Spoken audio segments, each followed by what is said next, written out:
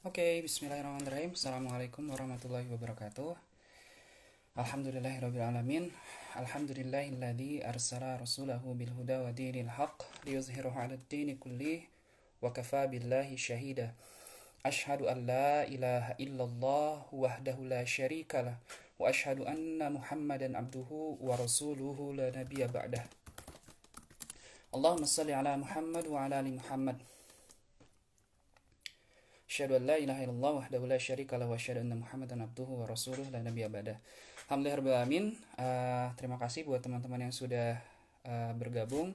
Insyaallah ini merupakan salah satu agenda rutin dari DHS yang namanya Ramadan On.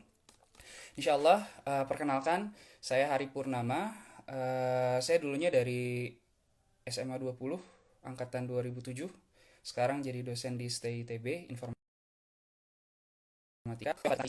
Sharing tentang amalan andalan. Nah, sebenarnya amalan andalan itu apa? Nah, sebelum saya coba untuk ngobrol-ngobrol lebih jauh tentang amalan andalan, saya akan coba untuk bacakan ada beberapa hadis yang ini menjadi salah satu landasan sebenarnya. Kenapa sih kita harus sebaiknya kenapa sih kita sebaiknya memiliki amalan andalan? Selain nanti ada beberapa aspek psikologis yang akan beberapa saya bahas juga nanti. Yang pertama itu ada dari hadis riwayat Bukhari. Ini merupakan salah satu hadis qudsi. Rasulullah Allah berkata seperti ini. Allah Azza wa Jalla pernah berkata dalam hadis qudsi seperti ini. Dan hambaku terus-menerus mendekat kepadaku dengan melakukan amalan-amalan sunnah sampai aku mencintainya. Itu yang pertama. Dan hambaku terus mendekatkan kepadaku dengan melakukan amalan-amalan sunnah sampai aku mencintainya. Yang kedua ada lagi dari hadis riwayat Muslim. Sebenarnya ini nomor 2818. Nabi Shallallahu Alaihi Wasallam bersabda, dan ketahuilah bahwasannya amalan yang paling dicintai oleh Allah adalah yang terus-menerus walaupun sedikit. Itu yang kedua. Yang ketiga, ini ada kabar gembira sebenarnya dari Rasulullah Shallallahu Alaihi Wasallam. Abdurrahman bin Auf berkata, Rasulullah Shallallahu Alaihi Wasallam bersabda, Abu Bakar di surga, Umar di surga, Uthman di surga, Ali di surga, Talhah di surga, Zubair di surga, Abdurrahman bin Auf di surga, Sa'ad di surga, Sa'ad di surga, Abu Ubaidah bin Jarrah di surga. Nah, ada beberapa hadis yang terakhir ini menyebutkan bahwa kondisinya bahwa setiap para sahabat pada saat itu masih hidup. Para sahabat itu masih hidup. Tapi kenapa ketika pun para sahabat masih hidup, Rasulullah Shallallahu Alaihi Wasallam sudah mengabarkan bahwa mereka sudah memasuki surga. Bahwa mereka akan memasuki surga. Mohon maaf. Ada lagi satu hadis lagi. Mungkin ini cerita yang sudah masyhur, cerita tentang Bilal. Nah, Bilal itu gini, ceritanya tuh kayak gini. Jadi Nabi Shallallahu Alaihi Wasallam waktu itu dapat wahyu, beliau mendengar suara terompahnya Bilal sudah ada di surga. Padahal Bilal belum masukinya. Ketika nanya kepada Bilal sebenarnya amalan apa yang dijaga, ternyata Bilal menjawab bahwa beliau menjaga wudhu dan senantiasa sholat 2 rakaat seusai wudhu. Oke, ada satu benang merah sebenarnya di antara semuanya. Apa? Mereka masing-masing memiliki amalan andalan. Amalan yang selalu mereka lakukan apapun kondisinya. Padahal Rasulullah SAW kan bilang ya di salah satu hadis, iman itu yajid dan yankus. Yajid bit ta'at, yankus bil maksiat. Sebenarnya iman itu naik turun gitu. Naiknya dengan apa? Dengan ibadah. Turunnya dengan apa? Dengan maksiat. Dengan kondisi fitrah manusia yang seperti itu, kok ada banyak para sahabat yang memang sudah sama Rasulullah dikabarkan pada saat itu, pada saat mereka masih hidup, kok udah bisa dikabarkan masuk surga. Oh ternyata sekali lagi salah satu contoh yang Bilal ini adalah beliau, Bilal bin Rabah radhiyallahu anhu, beliau punya satu amalan andalan yang selalu dilakukannya. Yang selalu dilakukannya.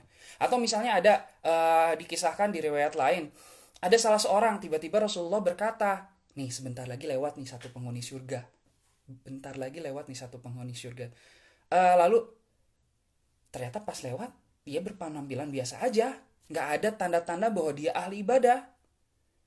Namun ternyata ada salah seorang sahabat yang akhirnya dia bermalam di rumah pemuda tersebut gitu ya. Kenapa? Karena penasaran kok Rasulullah Shallallahu Alaihi Wasallam sampai bilang bahwa dia ini penghuni surga, gitu kan? Ini luar biasanya para sahabat dulu. Pada saat ada para sahabat dulu pengen melakukan sesuatu, mereka semangat, nih apa nih? Sesuatu yang bisa memasukkan saya ke surga. Apa nih? Tanya. Ketika ada sesuatu yang sudah jelas dikabarkan, justru mereka malah berlomba-lomba, pengen tahu nih kenapa. Datang ke sana, ternyata pada saat dicek, sehari, 2 hari, kalau nggak salah beberapa hari, saya nggak tahu sampai berapa hari, saya lupa di sini berapa harinya. Tapi pada saat berikutnya kok nggak ada yang istimewa dari si pemuda tersebut. Akhirnya ditanya oleh Mu'adz, wahai saudaraku, sesungguhnya Rasulullah menyebut engkau sebagai pemuda ahli surga. Tapi setelah aku amati beberapa hari ini, wah gak ada amalan istimewa yang engkau amalkan. Engkau, ya aku lihat gak tahajud, bacaan pun gak begitu fasih. Ternyata pada saat dicek, akhirnya dia ngobrol. Pertama, kata dia, aku berusaha untuk tidak menyakiti orang sekecil apapun. Baik itu kepada ibu bapak, kepada anak, kepada istri, kepada kerabat, kepada tetangga. Yang kedua, aku berusaha untuk tidak marah dan memaafkan. Dan yang terakhir, aku berusaha menjaga tali silaturahim. Ini gak tahu hadisnya sahih atau enggak, tapi poinnya adalah yang saya pengen tekankan, kalau yang hadis Bilal tadi sahih insyaallah, tapi poinnya bahwa ada para sahabat itu punya satu amalan andalan. Ya tadi ya, kenapa sih? Karena memang kita yajid yankus. Iman kita yankus. Kalau yajid ya alhamdulillah dengan ibadah. Kalau yankus gimana caranya? Pokoknya makanya waktu itu saya mungkin sharing di SMA 20 ke teman-teman yang lain. Kalau bisa pokoknya setiap orang punya satu amalan andalan. Karena masing-masing orang bisa berbeda amalan andalannya. Tapi poinnya nanti kalau misal udah bisa satu persatu nanti diceritain lagi. Kalau bisa satu persatu, kalau bisa ditambah lagi. Karena kita nggak tahu pengen masuk, kita nggak tahu ibadah mana yang kita lakukan yang diterima sama Allah. Makanya yang luar biasa Abu Bakar kan. Abu Bakar dikisahkan bisa masuk ke pintu surga mana aja. Kenapa? Karena beliau melakukan banyak amalan andalan. Tapi ya tadi, untuk mencapai ke sana, mungkin enggak? Ya insya Allah mungkin. Sebenarnya, karena Abu Bakar radhiyallahu anhu adalah seorang manusia juga. Sebenarnya kita bisa. Tapi poinnya adalah, kita harus tahu dulu. Pada saat kondisi kita sekarang, dari amalan sunnah yang banyak itu, dari amalan-amalan yang banyak itu, kita lebih nyaman melakukan amalan ibadah yang mana?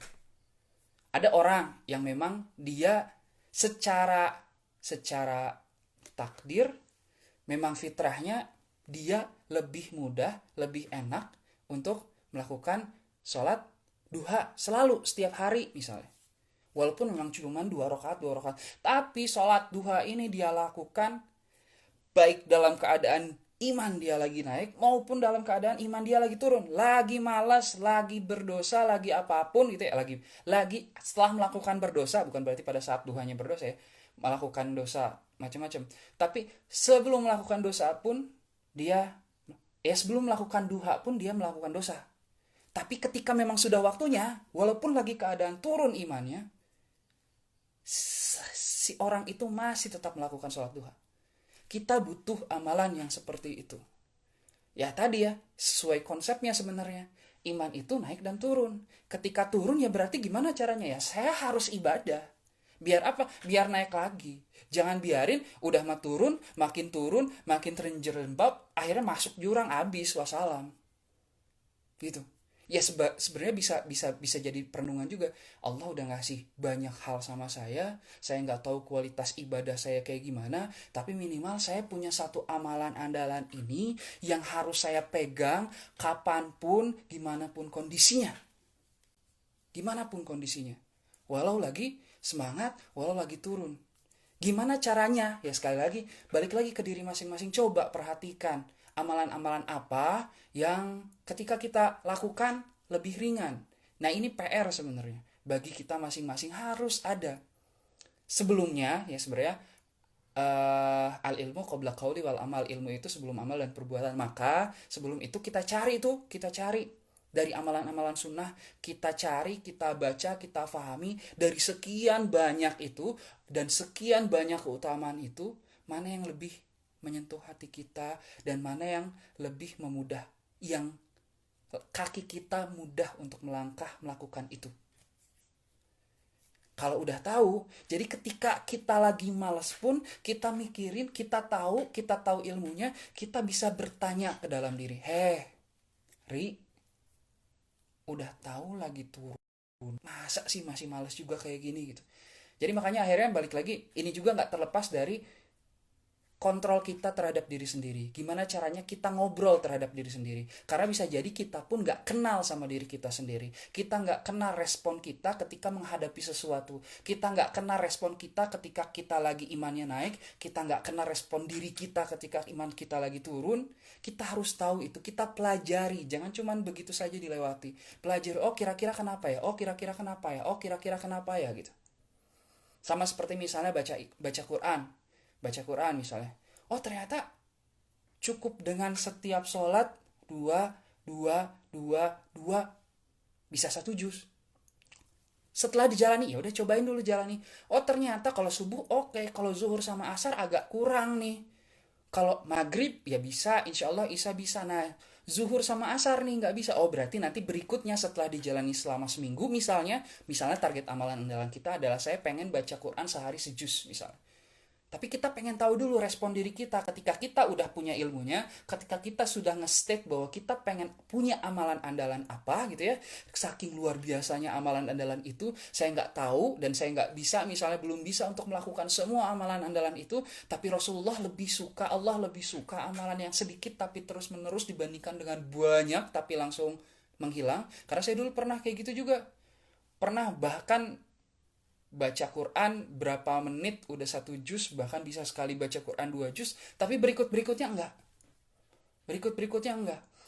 Waktu dulu sih masih kecil karena jadi ya udah baca Quran udah cepet banget gitu ya, setelah beres tapi berikutnya menghilang. Tapi ternyata akhirnya saya mikir, oh iya nggak bagus nih gitu, gimana caranya? Ya udah mendingan disedikitkan. Atau kalau misalnya saya asalnya, oh iya baca Quran sejuz, oh waktu saya cuman ini, saya kurangi, saya tambahin baca artinya, oh saya kurangi lagi misalnya, saya tambahin baca artinya, saya tambahin lagi misalnya baca tafsirnya, saya hafalin juga gitu. Karena waktu saya misalnya cuman sekian gitu, dari waktu saya yang cuman 2 jam ini misalnya yang khusus, pertanyaan lagi, jangan-jangan kita belum punya waktu khusus untuk berdua-duaan sama Allah. Tapi setelah kita punya waktu khusus udah untuk itu, kita cuma waktu sekian misalnya, ya udah kita maksimalkan. Kira-kira dalam 2 jam itu saya mau ngapain nih? Saya cuma punya waktu 2 jam, tapi saya harus belajar banyak hal. Gitu ya. Saya pengen belajar amalan-amalan andalan itu. Udah, saya pengen belajar hal-hal yang lain, maka maksimalkan waktu itu. Setelah saya oh iya ada punya waktunya, ada ilmunya, saya coba ngejalanin. Nah, coba ketika menjalankan itu disesuaikan dengan respon diri. Oh iya, tadi balik lagi. Ternyata zuhur asar susah karena biasanya dari di luar. Oh berarti subuhnya diapain? Oh berarti asarnya diapain? Oh berarti maghribnya apa, isyanya apa, zuhurnya ngapain gitu. Atau misalnya kalau misalnya nggak, gimana pas udah dijalanin dibagi rata nggak bisa. Oh ternyata memang saya lebih enakan untuk sholat subuh aja dihabisin langsung 1 juz gitu. Dan ketika misalnya orang tua misalnya minta tolong ini, minta tolong itu misalnya ya, kayak gitu ya, kita kan nggak boleh untuk tuh pengen pengen baca Quran aja, itu salah. Saya pernah dulu kayak gitu. Saya punya waktu untuk ini, tiba-tiba diminta ini, jadi aja waktunya nggak bisa nyalahin itu, karena ya itu orang tua itu udah jelas kita nggak boleh bilang kepada beliau. Berarti kondisinya ada satu batasan. Allah sudah menakdirkan itu kepada hidup kita. emang orang tua kita misalnya kayak gitu, berarti saya geser, jangan subuh deh, maghrib. Atau sambil itu juga kita komunikasikan, insya Allah orang tua juga sangat setuju. Oh bu, nanti misalnya kalau jam 5 sampai jam 5.30 tuh saya kemungkinan baca Quran bu, insya Allah nanti setelahnya atau sebelumnya insya Allah saya bereskan semua, pokoknya apa yang ibu minta saya selesaikan misalnya kayak gitu. Tapi poinnya ya tadi, setelah saya punya ilmu, setelah saya tahu ilmunya macam-macam, saya lebih tarik kemana, respon saya enaknya kemana, udah gitu saya stage 1 dulu, udah gitu coba untuk dikerjakan, walaupun sedikit tapi terus menerus. Salah satu contoh misalnya, saya pengen qiyamul lail, rutin setiap hari. Ada cara Abu Bakar, ada cara Umar kan. Kalau Abu Bakar ya sebelum tidur 3 rakaat dulu, karena khawatir malamnya nggak bangun. Kalau Umar insya Allah yakin ya udah dibablasin gitu ya. Tapi bukan berarti ya pertanyaannya, insya Allah Abu Bakar juga sebenarnya bisa. Tapi poinnya bisa loh dengan iya sebelum tidur kita 3 rakaat aja dulu. Pas lagi mau tidur malas gitu ya misalnya, ri, nanti malah nggak bangun jam 3 subuh. Sekarang nih mumpung lagi udah sholat isya, udah sholat ba'da isya, ayo ya udahlah minimal sekarang mah 1 rakaat dulu aja witir. Kita coba untuk membiasakan, coba maksain diri untuk membiasakan, akhirnya jadi kebiasaan, terbiasa, akhirnya jadi asalnya dibiasain, dipaksa untuk dibiasain, akhirnya jadi terbiasa, nanti jadi kebiasaan, akhirnya jadi karakter kita. Nah, paling persoalan berikutnya setelah itu dijalankan, biasanya kan nanti karena memang secara nggak langsung kita sudah memprogram diri kita gitu. Ya sama kayak misalnya sekarang lagi ramai misalnya orang-orang jadi programmer misalnya. Sebenarnya kan programmer itu kita kayak ada masalah, udah gitu si komputer ini nggak ngerti bahasa kita, ya kita ngeprogram komputer. Udah gitu ya si komputer ngejalanin sesuatu sesuai dengan yang diperintahkan oleh kita gitu. Nah sama aja, kita mencoba untuk memprogram itu ke diri kita, untuk membiasakan itu kepada diri kita, tapi ternyata biasanya setelah jalan itu kok malah jadi cuman rutinitas mata. Nah berikutnya baru perbaiki kualitasnya. Bukan cuman amalan andalan sih sebenarnya, tapi ada juga yang misalnya ini kayak ibadah gitu ya. Subuh, zuhur, asar, maghrib, isya itu udah setiap hari, tapi bisa direnungkan seberapa banyak sih yang benar-benar kita yakin bahwa sholat kita itu diterima. Seberapa banyak sih dari sholat kita yang benar-benar ini khusyuk. Ini tuh benar-benar saya lagi ngobrol sama Allah, setiap gerakan yang kita lakukan di sholat itu benar-benar dinikmati. Saya tahu maknanya setiap apa yang saya ucapkan di dalam sholat, sehingga saya benar-benar bisa dua-duaan banget. Walaupun dalam keramaian, walaupun di masjid itu ramai, tapi benar-benar duaan sama Allah. Seberapa banyak sih yang kayak gitu? Nah makanya akhirnya tadi punya ilmunya itu harus, karena nggak bisa beramal tanpa berilmu, tertolak. Tahu ilmunya, udah tahu dari sekian banyak, pilih salah satu, pilih yang paling mudah, karena Allah lebih suka yang sedikit tapi terus menerus dibandingkan dengan banyak yang hilang begitu saja. Udah gitu coba untuk programkan ke dalam diri kita, kayak tadi ya, dengan ngobrol ke diri sendiri, sekarang aja. Kalau misalnya tiba-tiba nanti lagi, yaudah nanti aja insya Allah kok bangun malam, yaudah. Tiba-tiba saya tidur nih di hari pertama. Pada saat berikutnya, besoknya, Allah saya nggak bangun, astagfirullahaladzim, Allah nggak bangun misalnya. Mohon maaf tadi saya ngebut sia. Allah saya nggak bangun. Berikutnya, bisalah, dari tadi mah keceplosan doang. Ternyata hari berikutnya, udahlah nanti aja. Sholat witir sekarang, nanti aja udah sholat. Nanti bangun insya Allah. Tiba-tiba nggak bangun lagi. Hari ketiga nggak bangun lagi. Nah, orang pintar kan nggak mengulangi kesalahan terus-menerus. Dia akhirnya bisa nyimpulin, ternyata respon saya agak susah nih kalau misalnya ternyata dinanti-nantiin. Berarti bisa jadi yang tadi nanti itu adalah bisikan setan. Berarti berikutnya, ketika hari keempat, misal ya ini mah, ketika hari keempat tiba-tiba, nanti aja malam. Kemarin guys, hari pertama gitu, hari kedua gitu, hari ketiga gitu. Masa sekarang kayak gitu? Paksain, bismillah, la haula, ya Allah luruskan niat, mudahkan. Walaupun dipaksa biarin, nggak apa-apa. Kan harus amal ibadah mah harus niatnya ikhlas, gak boleh dipaksa. Ini pertama harus dipaksain dulu. Sama aja ke anak kecil juga, anak kecil gak paham, belum paham untuk diajak ngobrol, ya udah pokoknya kamu lakuin dulu. Setelah dia kebiasaan, gak bisa cuman kita biarkan begitu saja. Maka kita wajib untuk mendidik anak kita untuk memahamkan filosofisnya. Kenapa sih harus sholat? Udah dikasih banyak keilmuan, udah dikasih banyak sama Allah, banyak hal lah, kenikmatan. Masa sih kita nggak sholat sama Allah, kita nggak ibadah sama Allah? Sayang teh kan, sayang nggak sayang ya, sayang kan nggak cuman mulut tapi harus disikap.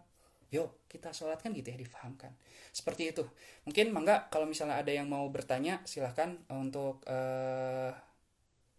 menyebutkannya di chat. Mangga saya diminta untuk bertanya kepada teman-teman. Kalau misalnya ada yang mau bertanya silahkan gitu ya. Jadi sambil nunggu yang bertanya, insya Allah pokoknya fokusnya kita punya amalan andalan.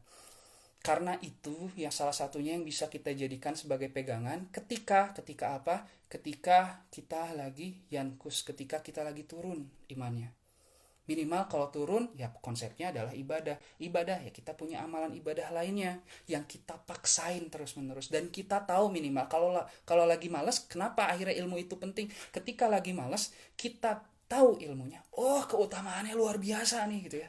Keutamaannya luar biasa nih. Bilal nih, alhamdulillah waktu itu susah, tapi mulai sekarang itu secara nggak langsung ya kadang-kadang jadi formalitas juga ya. Itulah PR sekarang.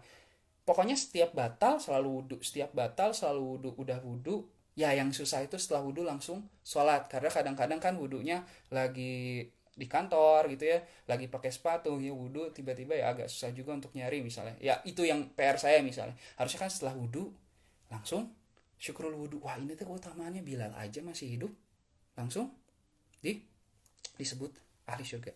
Kalau untuk qiyamul lail sebenarnya berapa rakaat yang lebih baik? Untuk apa yang saya pahami gitu ya, ya 11 aja deh gitu ya. Insya Allah cukup, insya Allah cukup. Walaupun misalnya 11 tapi kan kita mah dikit-dikit, ya nggak apa-apa. Pertama dikit, berikutnya ditambahin. Ya udah nggak apa-apa sedikit, misalnya cuma 11 rakaat dibanding 23 misalnya. Ada pertanyaan kayak gitu. Ya Rasulullah 11 rakaat dan panjang. Oh, kalau saya misalnya 23, ya udah 23 rakaat aja. Nah, kalau saya lebih baik sebenarnya udah 11 aja, 443 misalnya. Ya udah 11, walaupun awal misalnya sekali lagi cuman bahas kulhu anas al-falaq, kulhu anas al-falaq misalnya, ya nggak apa-apa, itu yang dirutinkan dulu. Poinnya adalah biasakan dulu. Poinnya adalah kita tahu apa yang kita lakukan, punya dasarnya, kita menikmati itu gimana caranya gitu ya. Baru sedikit demi sedikit dipanjangin. Oh iya ya, berarti saya ada kebutuhan untuk menghafal ya gitu.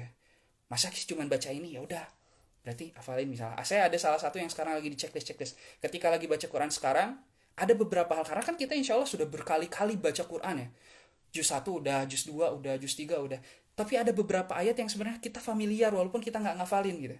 Makanya sekarang saya coba untuk checklistin. Akhirnya nanti coba untuk dihafalin. Gimana caranya biar istiqomah dalam mengerjakan suatu amalan? Nah kayak tadi sebenarnya, kita pertama tahu ilmunya, itu wajib. Kalau nggak tahu ilmunya masalah. Kalau udah tahu ilmunya, kita tahu keutamaannya, baru kita coba untuk menjalankannya.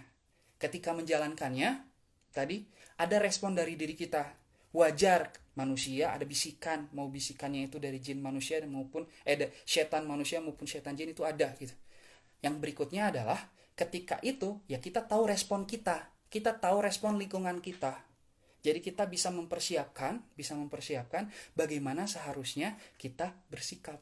Ngobrol ke diri sendiri. Kayak tadi, ketika sholat, nanti aja deh, udah tidur sholat qiyamul lailnya misalnya. Ternyata berhari-hari kayak gitu, berbulan-bulan, bertahun-tahun gak ada evaluasi. Ya masalah kalau gak ada evaluasi. Berarti memang harus punya evaluasi.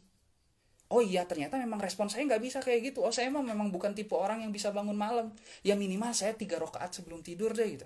Kalau bangun alhamdulillah saya sempurnakan menjadi 11 gitu. Begitu. Untuk gimana caranya istiqomah. Yang pasti ngobrol sama diri sendiri. Karena poinnya ini secara psikologis kita harus tahu kekurangan diri kita. Biar apa? Biar kita tahu kita harus menutup di mana. Kita harus tahu kelebihan kita. Maka biar kita bisa memaksimalkan kelebihan itu. Kalau kekurangan ini nggak berhubungan dengan sesuatu yang fatal menurut Allah, kita bisa kesampingkan. Tapi kalau kekurangan ini merupakan sesuatu yang fatal menurut Allah, maka mau nggak mau kita harus menyelesaikannya. Nggak bisa nggak. Kalau cara sholat biar khusyuk gimana ya? Kadang suka lupa jumlah rakaat, bahkan bisa lebih atau kurang. Wajar kalau kurang atau lebih. Makanya ada satu kaidah fikih. Kaidah fikihnya apa? Kalau tinggalkan yang ragu. Misal contoh, saya lupa nih, udah 4 atau 3 ya? Yang yakin yang mana? Sebenarnya kan yang ragu yang 4 kan? Ini ada yang dalam hati kita. ada yang yakin 3 misalnya, ada pemikiran 3, ada pemikiran 4. Sebenarnya ketika pemikiran 3 yakin, 3 pasti kan? Ketika pemikiran 4 yakin, 3-nya pasti nggak? Maka, kan pasti ya, 3-nya pasti, 4-nya yang ragu-ragu. Maka ambillah yang 3. Ambillah yang 3. Baru sempurnakan dengan sujud sahwi. Gitu ya. Sahwi. Nah, gimana caranya kalau misalnya kurang? Gimana caranya biar khusyuk? Caranya adalah kita tahu sebenarnya bacaan-bacaan kita yang dibaca itu apa. Itu poinnya. Allahumma ba'id baini.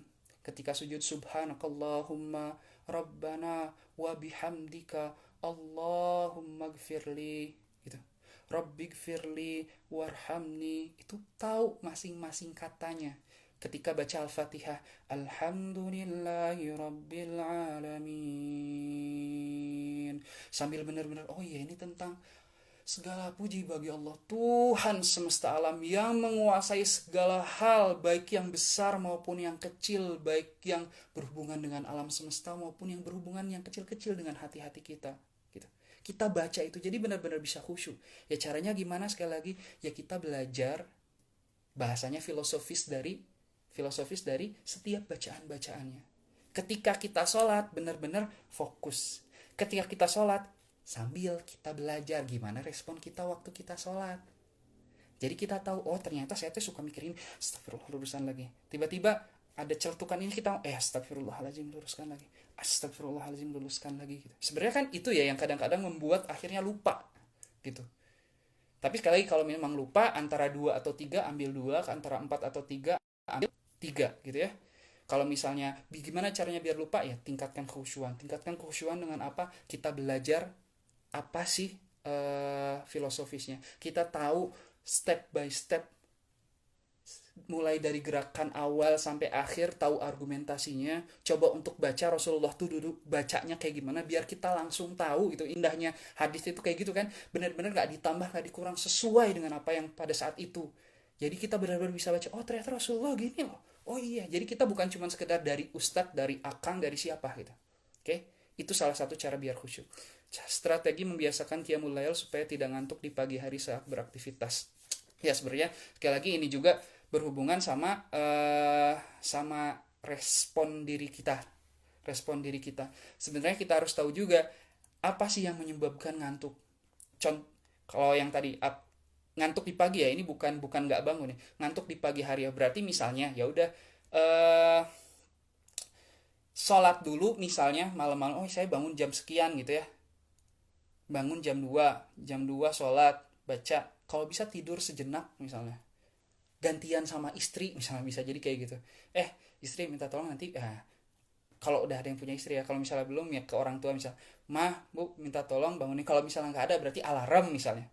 Oh iya, respon kita terhadap alarm juga kan kita tahu, kadang-kadang sekali matiin, 2 kali matiin itu nggak nyadar, tiba-tiba pas kesekian baru bangun, itu kan bisa dilihat respon diri kita. Nah gimana caranya biar ngantuk? Ya mungkin bisa salah satunya itu. Atau misalnya ketika beres bangun pagi langsung mandi kayak istri misalnya, waduh ngantuk nih, ya udah mendingan sekalian mandi gitu ya, akhirnya ketika mandi jadi seger, jadi oh iya gitu. Atau misalnya mengalihkan dengan yang lain gitu, pokoknya sesuatu yang intinya ngantuk itu kenapa, karena kita belum ada sesuatu yang tidak membuat kita apa ya, kita fokus gitu. Saya suka tidur di kelas karena itu gitu, bukan tidak menarik, karena tidak mengerti kadang-kadang apa waktu dulu apa tiba-tiba tidurnya gini aja. Tapi tegak, tapi matanya merem dan ada kacamata jadi nggak kelihatan tidur gitu ya. Oh ternyata memang fokusnya apa, oh iya saya belum tahu sebenarnya maksudnya apa, maka harus saya cari tahu. Makanya bisa agak disubuhin atau agak dimepetin dulu, minimal awal coba untuk itu, biasakan diri dulu agar badan kita membiasakan respon itunya dulu. Oke, berikutnya mohon penjelasan lagi tentang 3 rakaat sebelum tidur cara Abu Bakar itu gimana ya, niatnya sholat malam itu sholat witir ya, satu salam aja, jadi 3 rakaat dilangsungin 3 rakaat, dan gitu niatnya adalah niat witir 3 rakaat gitu. Jadi kalau misalnya oh ya, pelaksanaan witir itu langsung 3 rakaat atau 2 rakaat. Saya belum tahu yang 2-1, tapi yang saya lakukan sekarang, makanya itu balik lagi ini penekanannya. Pokoknya ketika yang kita lakukan kita harus tahu. Kalau emang nggak tahu, cari yang aman, gitu ya. Saya nggak tahu 2-1 karena emang belum belajar, mohon maaf. Saya fokusnya ya udah, saya langsung 3 aja gitu. 3 aja. Atau misalnya kayak tadi, gimana mau 3 atau satu, ya satu aja bisa juga. Gak apa-apa, ini kan sebenarnya sebagai ya salah satunya witir, witir itu ganjil. Ya kita pembiasaan dulu, minimal satu dulu. Baru berikutnya coba untuk coba untuk 3 gitu ya. Gitu. Jadi pokoknya sebelum sebelum sebelum tidur witir dulu 3 rakaat, langsung dilangsungin 1 2 3 4, 1 kali salam, udah gitu tidur. Kalau bangun sempurnakan 8-nya gitu ya. Mungkin itu. Ada lagi? Alhamdulillah ya, udah jam 5.30. Terima kasih semua atas kehadirannya. Jazakumullah khairan katsira. Semoga Allah mencatat ini sebagai salah satu wujud syukur kita kepada Allah. Kita bukan cuma cinta kepada Allah, tapi pengen tahu ilmunya. Salah satu ilmunya yang secuil itu seperti apa. Semoga Allah menggolongkan pertemuan ini walaupun online, jarak jauh semua, sebagai ya keutamaan-keutamaan majelis ilmunya dapat insyaallah. Mungkin itu aja. Jazakumullah khairan katsira. Semoga bermanfaat. Qulu qouli hadza wa astaghfirullah li wa lakum. Assalamualaikum warahmatullahi wabarakatuh. Semoga Allah mudahkan kita untuk menemukan amalan andalan kita apa, dan amalan andalan itu bisa kita lakukan apapun kondisinya hingga akhir hayat kita, dan bisa menjadi salah satu penyebab memasukkan kita ke Allah memasukkan kita ke jannahnya. Assalamualaikum warahmatullahi wabarakatuh. Wa jazakallahu khairan katsira.